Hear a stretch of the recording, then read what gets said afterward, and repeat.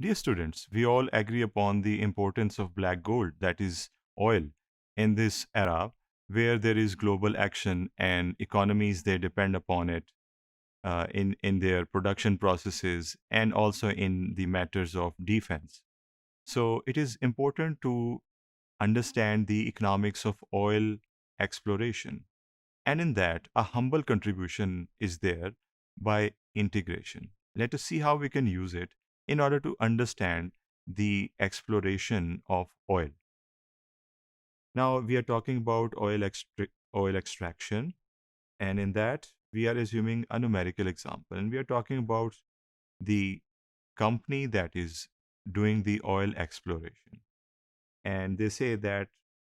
a newly discovered oil field at t is equal to 0. So they have discovered a new oil field and the time is now starting. Time definitely is not starting now. It started since Adam, but we are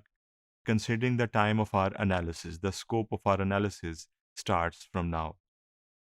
The rate of extraction measured by thousands of barrels per year. So this is the marginal function that we are usually looking for whenever it is to be treated with integration. So this is the rate of change of number of barrels that can be extracted, and it's dependent upon time. So if we are given this marginal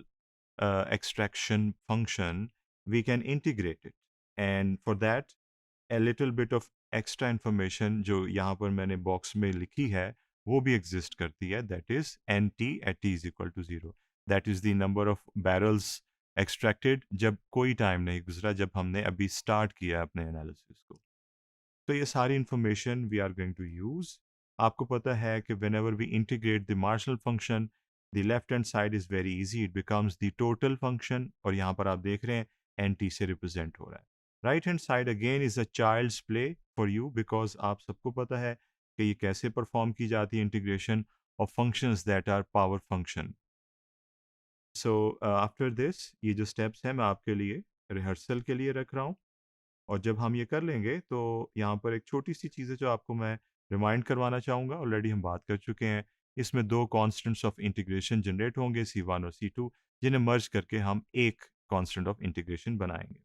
and that you can see here यहाँ पर आपने देखा कि दोनों constants को with their multiples उनके साथ जो कॉफिशेंट्स हैं 30 और 40 और 4 उन्हें हमने ट्रीट किया और finally we got C as one single constant of integration तो ये हमारे पास अब टोटल फंक्शन आ गया है ऑयल एक्सट्रैक्शन का but still this C is not the best thing we can have हम चाहेंगे इसकी कोई वैल्यू हो ताकि हमारे पास डेफिनेट फंक्शन बने जो कि हम प्लॉट कर सकें और बेहतर तरीके से इंटरप्रेट कर सकें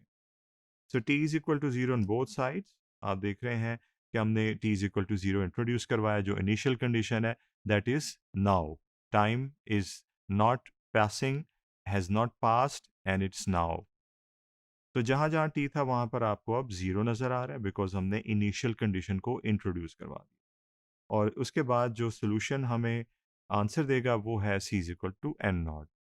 और ये हमारे पास वैल्यू आ गई which is not numeric in nature ये सिम्बॉलिक है but it shows the value of arbitrary constant C इसे हमने सब्सटीट्यूट कर दिया इन द जनरल फंक्शन और हमारे पास अब बन गया डेफिनेट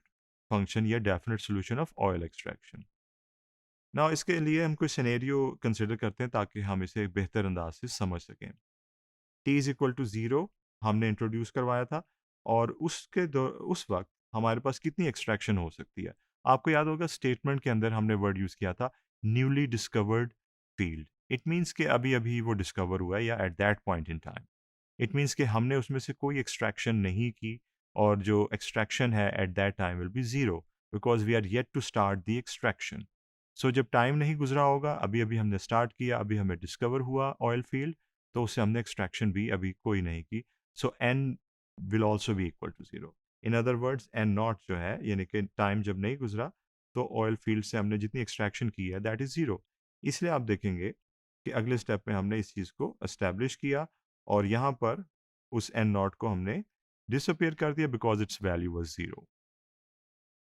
अब हम इसे मुख्तलिफ वैल्यूज़ ऑफ टी के साथ चेक कर सकते हैं मसलन हम टी की जगह 4 एज्यूम कर लें 5 दैट इज़ कि 4 साल के बाद कितनी एक्सट्रैक्शन होगी this is very important question for the oil company because they need to know कि उन्होंने जो हैवी इन्वेस्टमेंट्स की हैं, आर दे रिकवर्ड और not, are they still in the beginning, क्या ब्रेक इवन आया है, क्या वो प्रॉफिट में एंटर हो रहे हैं या नहीं हो रहे। सो फॉर एग्जांपल अगर 4 साल के बाद की सिचुएशन को हम एनालाइज करना चाहें, it will be very easy because we have developed the function, और फंक्शन में जहाँ जहाँ टी होगा वहाँ वहाँ हम फोर को सब्सटीट्यूट कर देंगे, और हमारे पास जो आंसर आया है वो इस केस में ये है। It means that after 4 years extraction इतनी हो चुकी होगी, and then definitely further calculations can be done by the company to see कि क्या वो ब्रेक इवन में आए हैं या स्टिल अभी लॉस में है या वो प्रॉफिट में एंटर हो चुके हैं। और फाइनली हम इस ग्राफ को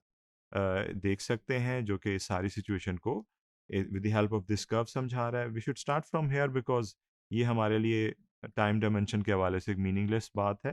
तो हम इसको नेगेटिव रीजन को छोड़ के यहाँ से स्टार्ट करेंगे। यहाँ से आपने देखा ना तो यहाँ पर टाइम गुजरा है और ना ही यहाँ पर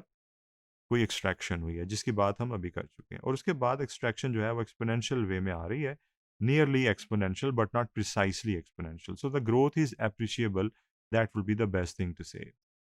सो देयर यू आर, यहाँ पर मैक्सिमम जो एक्सट्रैक्शन हो सकती थी during one point in time वो हो चुकी, और उसके बाद डिक्लाइन आ गया, जो कि डिप्लीशन की तरफ हम जा रहे हैं, क्योंकि हमें पता है कि जो नेचुरल रिसोर्सेज होते हैं वो over time after a certain point in time depletion की तरफ जाना शुरू हो जाते हैं, क्योंकि हम उन्हें इतना कंज्यूम कर लेते हैं कि उसमें रीजनरेशन हो रही हो या ना हो रही हो, तो उसकी जो डिप्लीशन है या इस्तेमाल है वो इतना बढ़ जाता है कि वो ख़त्म होने की तरफ चल पड़ता है। So in this way, we have done a very important application of integration, and we have analyzed the extraction of oil by using these tools. Thank you.